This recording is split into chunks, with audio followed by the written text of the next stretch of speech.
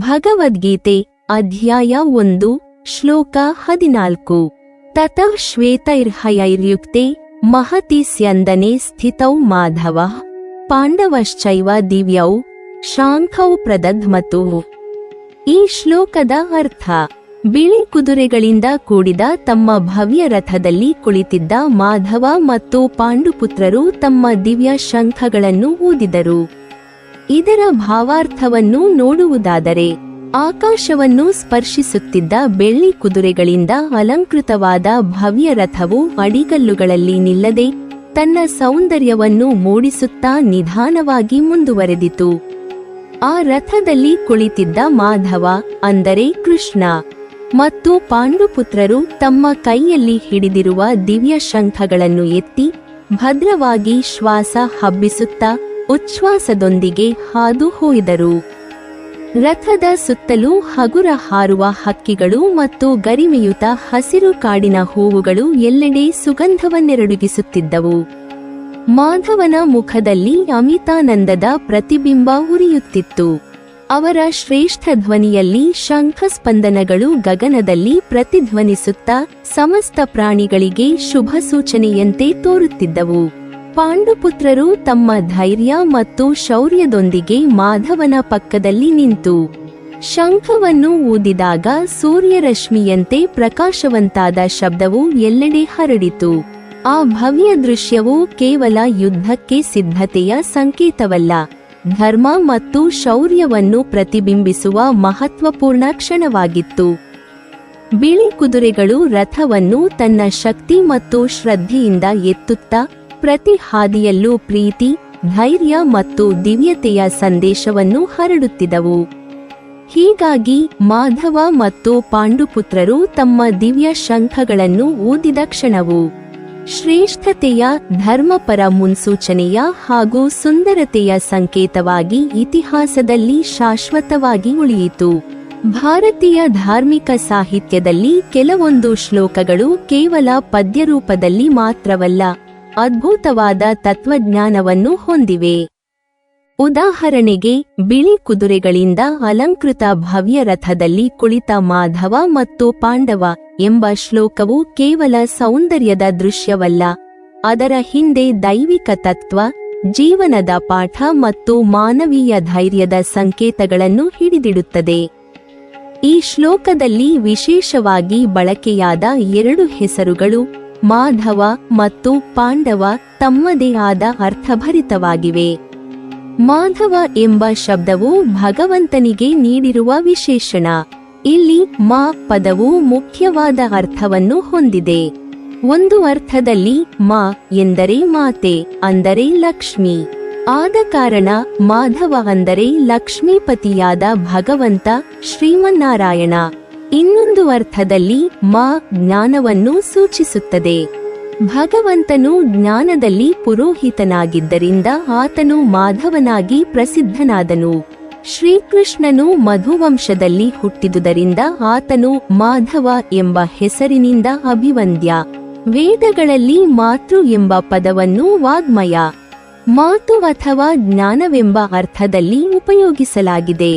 7 ಮಹಾನ್ ಗ್ರಂಥಗಳಾದ ಋಗ್ವೇದ, ಯಜುರ್ವೇದ, ಸಾಮವೇದ, ಅಥರ್ವವೇದ, ರಾಮಾಯಣ, ಮಹಾಭಾರತ ಮತ್ತು ಪುರಾಣಗಳು ಭಗವಂತನ ವೈದಿಕ ವಾಗ್ಮಯವನ್ನು ಪ್ರತಿಪಾದಿಸುತ್ತವೆ. ಹೀಗಾಗಿ ಸಮಸ್ತ ವೈದಿಕ ವಾಗ್ಮಯದ ಪ್ರತಿಪಾದಕನಾದ ಭಗವಂತನು ಮಾಧವ ಎಂದು ಶ್ಲೋಕದಲ್ಲಿ ಉದ್ಧರಿಸಲಾಗಿದೆ.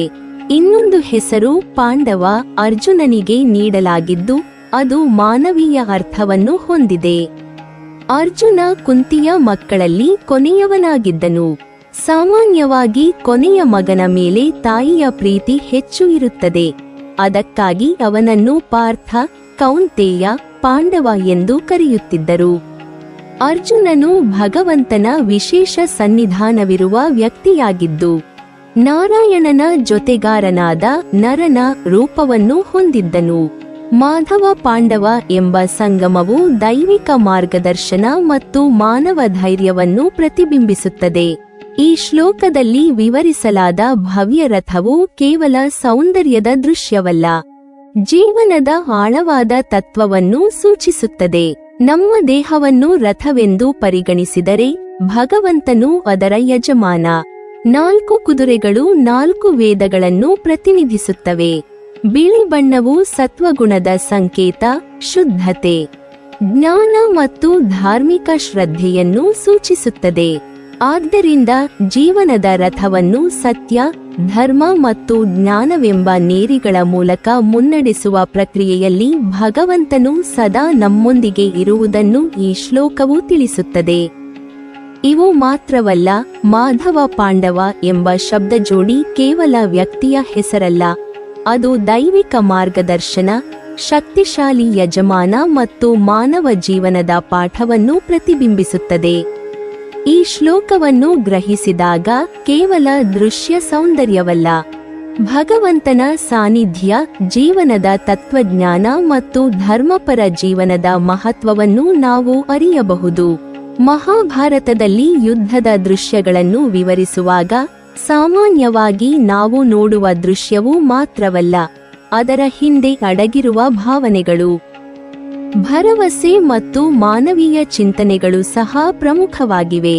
ಬಿಳಿ ಕುದುರೆಗಳಿಂದ ಸಜ್ಜುಗೊಂಡ ಭವ್ಯವಾದ ರಥದಲ್ಲಿ ಕುಳಿತು ಮಾಧವ ಮತ್ತು ಅರ್ಜುನ ತಮ್ಮ ದಿವ್ಯ ಶಂಖಗಳನ್ನು ಊದಿದರು ಎಂಬ ಶ್ಲೋಕವು ಕೇವಲ ಯುದ್ಧದ ಆರಂಭವನ್ನು ಸೂಚಿಸುವ ದೃಶ್ಯವಲ್ಲ, ಸಂಜಯನ ಹೃದಯದಲ್ಲಿ ಹುಟ್ಟಿರುವ ಭರವಸೆ ಮತ್ತು ಕಾಳಜಿ, ಧೃತರಾಷ್ಟ್ರನಿಗೆ ತನ್ನ ಪುತ್ರರ ಭದ್ರತೆ ಬಗ್ಗೆ ಇರುವ ಉದಾಸೀನತೆ ಮತ್ತು ಮಾನವೀಯ ಸಂಕಷ್ಟಗಳನ್ನು ಕೂಡ ಸ್ಪಷ್ಟವಾಗಿ ಪ್ರತಿಬಿಂಬಿಸುತ್ತದೆ.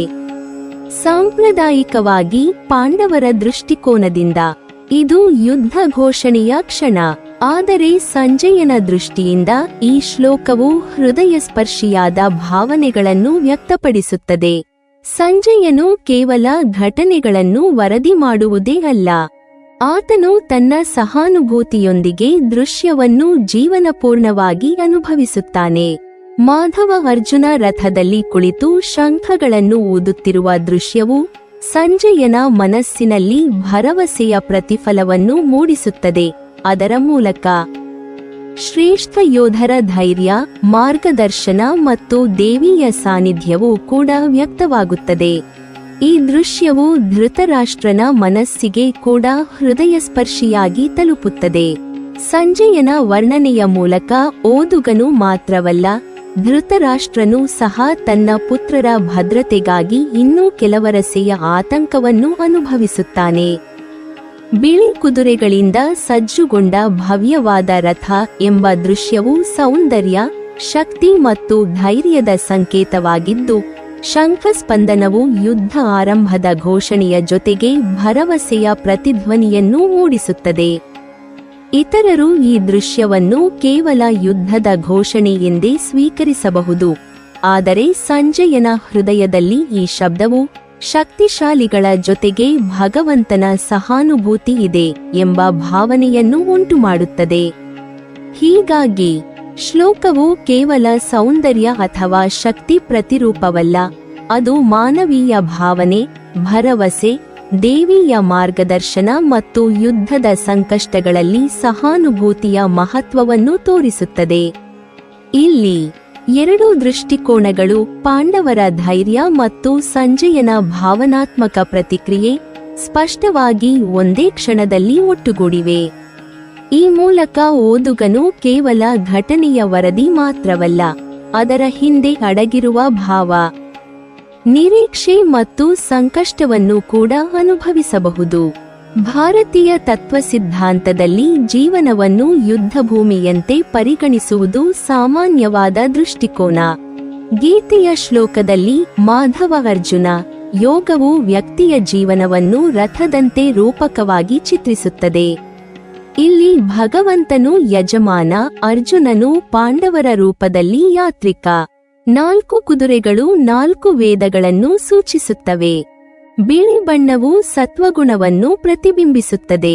ಈ ಚಿತ್ರಣವು ಕೇವಲ ಭೌತಿಕ ಯುದ್ಧದ ದೃಶ್ಯವಲ್ಲ, ಮಾನವನ ಆತ್ಮೀಯ ಯುದ್ಧ, ಧರ್ಮಪರ ಜೀವನ ಮತ್ತು ದೇವಿಯ ಮಾರ್ಗದರ್ಶನದ ಸಂಕೇತವಾಗಿದೆ. ಜೀವನವು ಅನಿವಾರ್ಯವಾಗಿ ಯುದ್ಧ. ಸಂಕಟ ಮತ್ತು ಸವಾಲುಗಳಿಂದ ತುಂಬಿದೆ.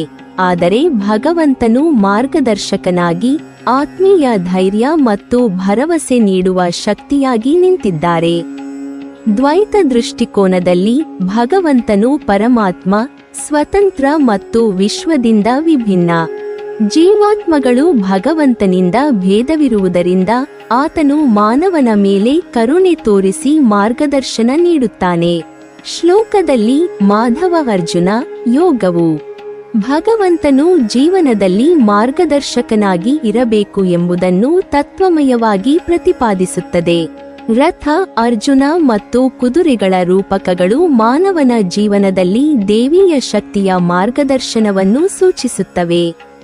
ಇದರಿಂದ ದ್ವೈತ ದೃಷ್ಟಿಯಲ್ಲಿ ಯುದ್ಧವು ಜೀವನದಲ್ಲಿ ಧರ್ಮಪರ ಬದುಕು ಮತ್ತು ಆತ್ಮನಿಷ್ಠೆಯನ್ನು ತೋರಿಸುವ ನಿಜವಾದ ಸಂಕೇತವಾಗುತ್ತದೆ. ಆದರೆ ಅದ್ವೈತ ವೇದಾಂತದಲ್ಲಿ ಭಗವಂತನು ಮತ್ತು ಅರ್ಜುನನು ಭೌತಿಕ ದೃಶ್ಯದಲ್ಲಿ ಮಾತ್ರ ವಿಭಿನ್ನ. ನಿಜರೂಪದಲ್ಲಿ ಆತ್ಮ ಮತ್ತು ಪರಮಾತ್ಮ ಅವಿಭಾಜ್ಯ. ಯುದ್ಧವು ಲೌಕಿಕ ದೃಶ್ಯವಾಗಿ ಕಾಣುವುದಾದರೂ ಸಂಜಯನ ಹೃದಯದಲ್ಲಿ ಉಂಟಾಗುವ ಭರವಸೆ, ಧೈರ್ಯ ಮತ್ತು ಭಗವಂತನ ಸಾನ್ನಿಧ್ಯವು ಏಕತೆಯನ್ನು ತೋರಿಸುತ್ತದೆ. ಬಿಳಿ ಕುದುರೆಗಳು ಭವ್ಯ ರಥ ರೂಪಕ. ನಿಜದಲ್ಲಿ ಜೀವಾತ್ಮವು ಪರಮಾತ್ಮದೊಡನೆ ಏಕವಾಗಿದೆ. ಈ ಏಕತೆಯೊಳಗೆ ಯುದ್ಧ, ಧರ್ಮ ಮತ್ತು ಜೀವನದ ಪಾಠಗಳು ಅವಿಭಾಜ್ಯ. ಆದ್ದರಿಂದ ಅದ್ವೈತ ದೃಷ್ಟಿಯಲ್ಲಿ ಶ್ಲೋಕವು ವ್ಯಕ್ತಿಗೆ ಪರಮಾತ್ಮದ ಏಕತೆಯನ್ನು ಅನುಭವಿಸುವ ಮಾರ್ಗವನ್ನು ಸೂಚಿಸುತ್ತದೆ. ವಿಶಿಷ್ಟಾದ್ವೈತ ದೃಷ್ಟಿಯಲ್ಲಿ ಭಗವಂತನು ಪರಮಾತ್ಮ, ಆತ್ಮಗಳು ಆತನು ಅನುಪಾತದಲ್ಲಿ, ಆತನು ಶಕ್ತಿಯ ಮೂಲ. ಮಾಧವ ಅರ್ಜುನ ಸಮನ್ವಯವು ಭಗವಂತನ ಶಕ್ತಿ, ಅನುಗ್ರಹ ಮತ್ತು ಜೀವನದ ಕಾರ್ಯಗಳೊಂದಿಗೆ ಆತ್ಮದ ಸಂವಹನವನ್ನು ಸೂಚಿಸುತ್ತದೆ. ಪಾಂಡವರ ದೇಹವು ರಥ, ಭಗವಂತನು ಯಜಮಾನ, ಜೀವಾತ್ಮಗಳು ಅರ್ಜುನರು, ಕುದುರೆಗಳು ವೇದಗಳು ಎಂಬ ರೂಪಕಗಳು ಜೀವನದಲ್ಲಿ ದೇವಿಯ ಮಾರ್ಗದರ್ಶನದ ಮಹತ್ವವನ್ನು ವ್ಯಕ್ತಪಡಿಸುತ್ತವೆ. ದೇವಿಯ ಅನುಗ್ರಹವಿಲ್ಲದೆ ವ್ಯಕ್ತಿ ಧರ್ಮಪರ ಜೀವನದಲ್ಲಿ ಯಶಸ್ಸು ಸಾಧಿಸಲು ಸಾಧ್ಯವಿಲ್ಲ. ಈ ಶ್ಲೋಕವು ಒಂದೇ ದೃಶ್ಯದಲ್ಲಿ ಅನೇಕ ತತ್ವಜ್ಞಾನಗಳನ್ನು ಸಂಕಲನ ಮಾಡುತ್ತದೆ. ಸಂಜಯನ ಭಾವನೆ, ಧೈರ್ಯ ಮತ್ತು ಭರವಸೆ ಸ್ಪಷ್ಟವಾಗಿವೆ. ದ್ವೈತ ದೃಷ್ಟಿಯಲ್ಲಿ ಭಗವಂತ ಜೀವಭೇದ ಸ್ಪಷ್ಟವಾಗುತ್ತದೆ. ಅದ್ವೈತ ದೃಷ್ಟಿಯಲ್ಲಿ ಏಕತೆಯ ಅನುಭವ. ವಿಶಿಷ್ಟಾದ್ವೈತದಲ್ಲಿ ದೇವಿಯ ಅನುಗ್ರಹದ ಪ್ರಭಾವ ಒಂದೇ ದೃಶ್ಯದಲ್ಲಿ ತೋರಿಸುತ್ತವೆ. ಕೇವಲ ಯುದ್ಧದ ಘೋಷಣೆಯಲ್ಲ, ಶ್ಲೋಕವು ದೇವಿಯ ಮಾರ್ಗದರ್ಶನ, ಜೀವನದ ತತ್ವ, ಮಾನವೀಯ ಭಾವನೆಗಳು ಮತ್ತು ಭರವಸೆಗಳನ್ನು ಒಟ್ಟುಗೂಡಿಸಿದೆ. ವ್ಯಕ್ತಿಯ ಧರ್ಮ, ಜ್ಞಾನ ಮತ್ತು ಭಗವಂತನ ಅನುಗ್ರಹವನ್ನು ಅವಲಂಬಿಸಿ ಸಾಗುವ ಮಾರ್ಗವನ್ನು ಈ ಶ್ಲೋಕವು ಸೂಚಿಸುತ್ತದೆ. ಈ ರೀತಿಯ ದಾರ್ಶನಿಕ ವಿಶ್ಲೇಷಣೆಯ ಮೂಲಕ ಶ್ಲೋಕವು ಮಾನವನ ಜೀವನದ ತತ್ವ, ದೇವಿಯ ಮಾರ್ಗದರ್ಶನ, ವ್ಯಕ್ತಿಗತ ಭಾವನೆ ಮತ್ತು ಧೈರ್ಯದ ಸಂಕಲನವನ್ನು ವಿವರಿಸುತ್ತದೆ. ವ್ಯಕ್ತಿ ಯಾವ ದೃಷ್ಟಿಕೋನವನ್ನು ಸ್ವೀಕರಿಸುತ್ತಾನೋ, ದ್ವೈತ, ಅದ್ವೈತ ಅಥವಾ ವಿಶಿಷ್ಟಾದ್ವೈತ, ಶ್ಲೋಕವು ಎಲ್ಲಾ ದೃಷ್ಟಿಕೋನಗಳಲ್ಲಿ ಆಳವಾದ ಜ್ಞಾನ ಮತ್ತು ಮಾರ್ಗದರ್ಶನವನ್ನು ನೀಡುತ್ತದೆ. ಅಂತಿಮವಾಗಿ ಗೀತೆಯ ಈ ಶ್ಲೋಕವು ಜೀವನವನ್ನು ಧರ್ಮಪರ, ಜ್ಞಾನಪರ ಮತ್ತು ಭಗವಂತಪರ ದೃಷ್ಟಿಯಿಂದ ಸಾಗಿಸುವ ಮಹತ್ವದ ಸಂದೇಶವನ್ನು ನೀಡುತ್ತದೆ. ನೀವಿನ್ನೂ ನಮ್ಮ ಚಾನೆಲ್ ಅನ್ನು ಸಬ್ಸ್ಕ್ರೈಬ್ ಮಾಡಿಲ್ವಾ? ಹಾಗಾದರೆ ಈ ಕೂಡಲೇ ನಮ್ಮ ಇಂದ್ರಜಾಲ ಚಾನೆಲ್ ಅನ್ನು ಸಬ್ಸ್ಕ್ರೈಬ್ ಮಾಡಿ ಮತ್ತು ಪಕ್ಕದಲ್ಲಿರುವ ಬೆಲ್ ಐಕಾನ್ ಅನ್ನು ಕ್ಲಿಕ್ ಮಾಡಿದರೆ ನಮ್ಮ ಹೊಸ ವಿಡಿಯೋಗಳನ್ನು ನೀವು ನೋಡಬಹುದು.